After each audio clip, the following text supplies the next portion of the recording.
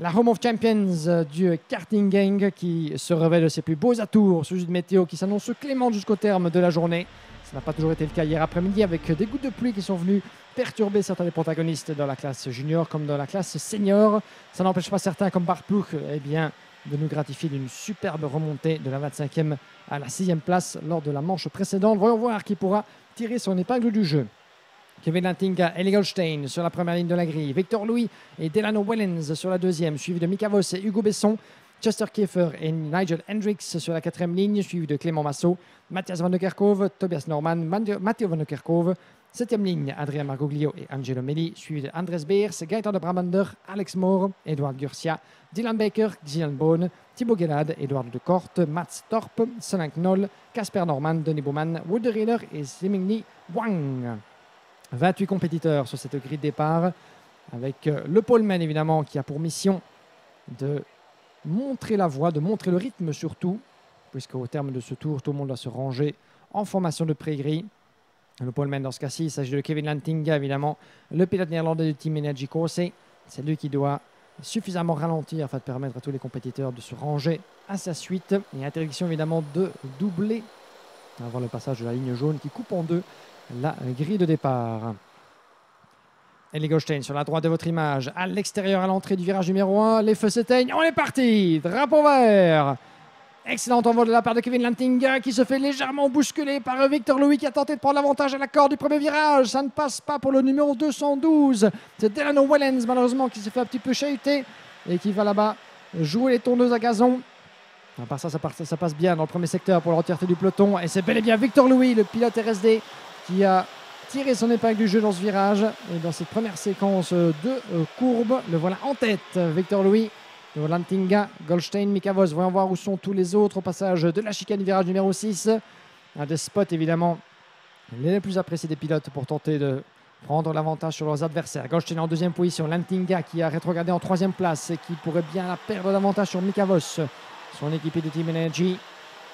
Premier tour de bientôt bouclé. Et vous voyez certains des pilotes tentent de se placer idéalement dans ce peloton, toujours très remuant de la catégorie senior, très disputé évidemment cette classe, avec plus de 80 pilotes engagés pour cette troisième manche du championnat, mais seuls 36 d'entre eux auront l'occasion de disputer la finale qui comptera pour le championnat.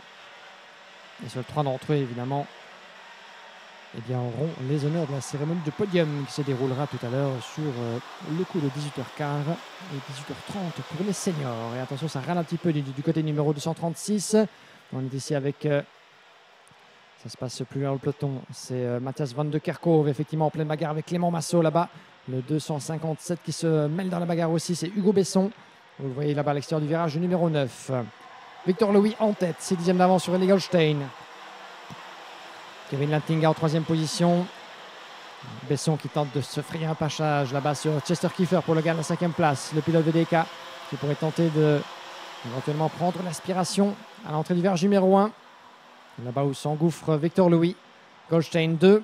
Et la bagarre des deux équipiers du Team Energy. Nous avons Kevin Lantinga, votre poleman en troisième position. Juste devant le numéro 285, Mika Voss. Ces deux-là sous le regard acéré évidemment de Chester Kiefer. Clément Massot, Matthias Van de Kerkhove 6 et 7. Hugo Besson 8. Tobias Norman 9. Devant Matteo Van de Kerkhove.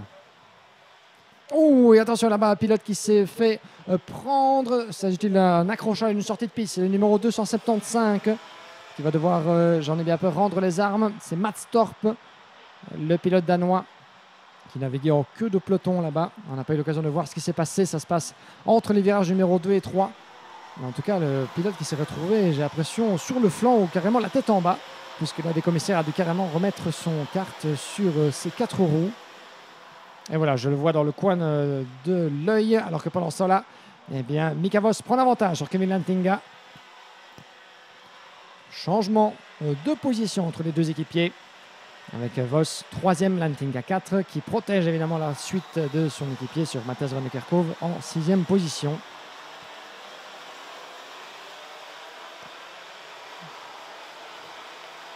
Mats Torp à vous confirmer donc l'abandon du pilote numéro 275 qui s'est retrouvé en bien fâcheuse posture là-bas à la sortie du virage numéro 12.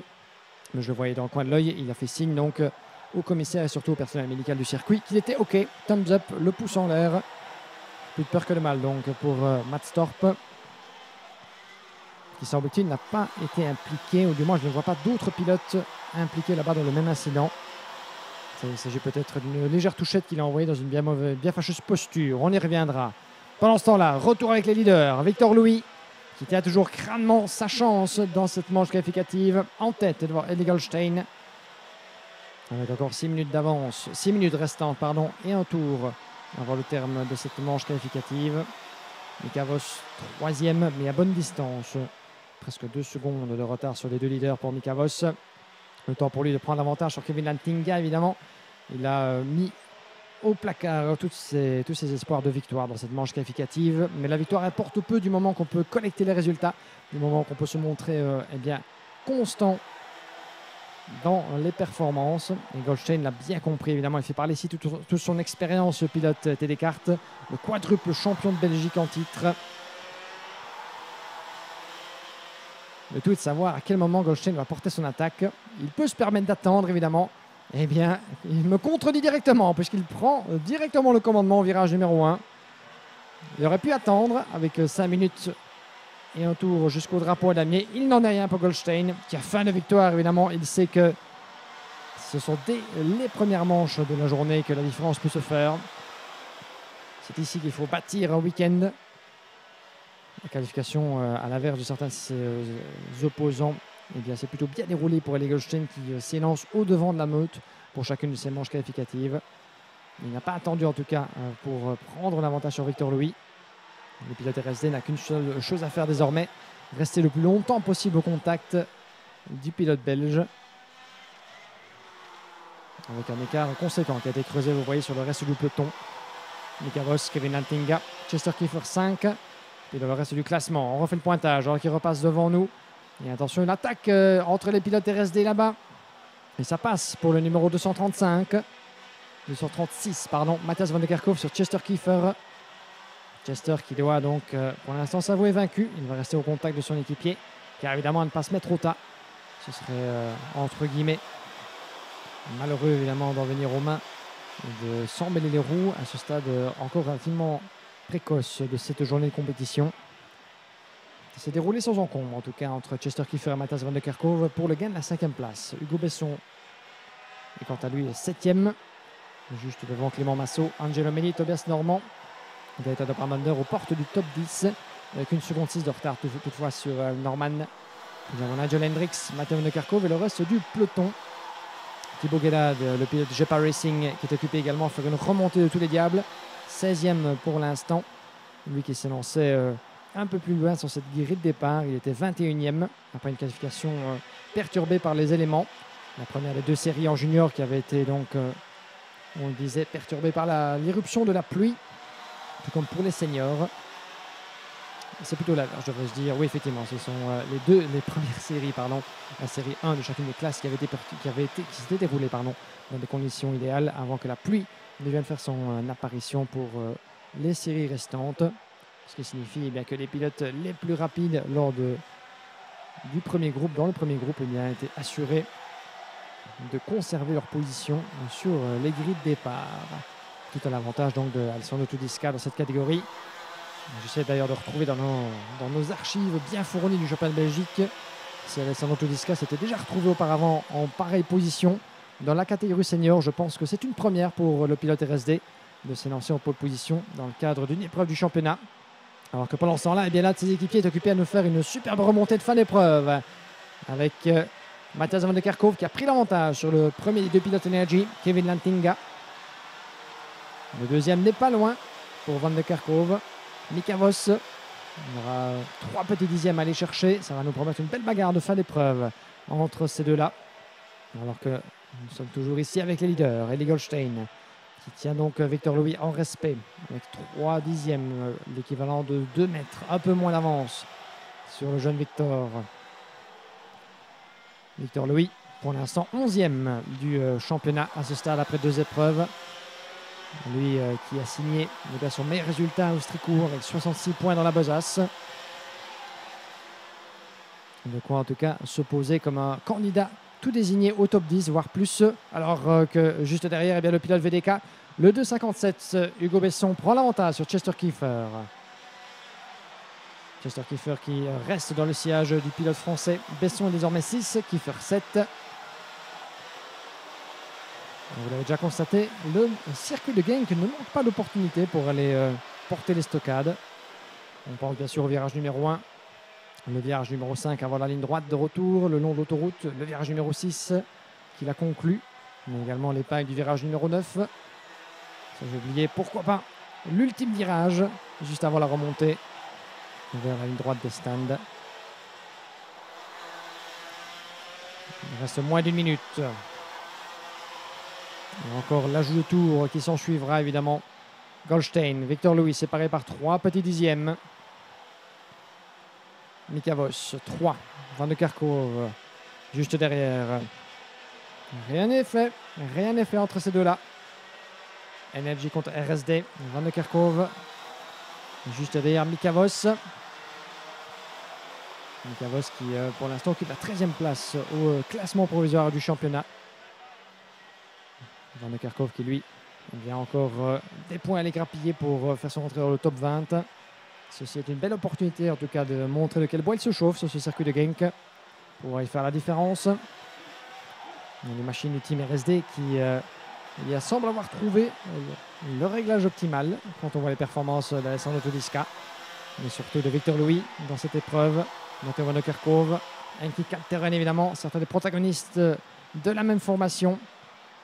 Dernier tour pour Ali Goldstein qui a donné le petit coup de butoir qui lui sera sans doute suffisant pour aller sceller cette victoire, la première de la journée, 7 dixièmes d'avance sur Victor Louis.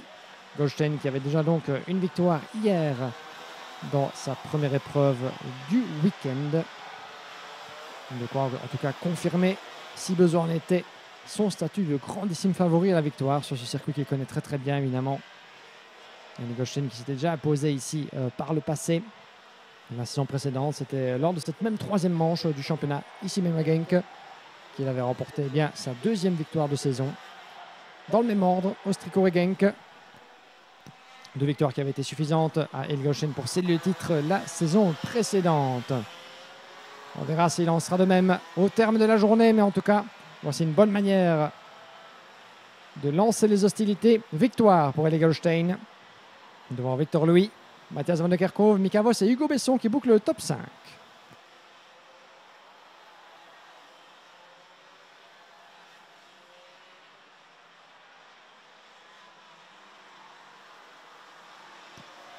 Le drapeau à damier qui conclut cette manche qualificative entre les groupes D et E. La victoire pour cet homme à votre écran, le numéro 269 du team TB Kart, Ali Goldstein, champion de Belgique sortant. Leader actuel donc de la catégorie, leader au point, leader sur le tracé. Il va falloir en tout cas tout sortir, tout mettre en œuvre pour aller le déstabiliser, à commencer par Sam Balota évidemment du team VDK Racing, son plus proche adversaire et candidat au titre dans le championnat. Le temps pour les pilotes évidemment de regagner le parc fermé, que les suivants sont déjà apprêtés, vous ne les voyez pas encore sur la pré-grille. Ali Goldstein victorieux pour une seconde 3 sur Victor Louis. Mika Voss qui boucle cette épreuve en 3e position devant Hugo Besson, Kevin Lantinga, Angelo Melli, Chester Kiefer, Clément Massot, Matthias Van de Kerkhove, Tobias Norman 10e, suivi de Nigel Hendricks, Gaëtan de Bramander, Edouard Garcia, Matteo Van de Kerkhove, Thibaut Guelad, Dylan Becker, Andres Beers, Wood de Rieder en 18e position, suivi au 19e rang de Solan Knoll. Nous avons Zimon Bone, Alex Moore, Casper Norman, Delano Wellens, Zimni Wang, Eduardo de Korte et Denis Bowman. 2 pilotes qui manquent à l'appel. Mats Dorp, que vous avez vu à l'image, une posture plus que fâcheuse, mais il s'en est sorti sans une égratignure. Et Adrian Margoglio qui manque à l'appel également au terme de cette épreuve.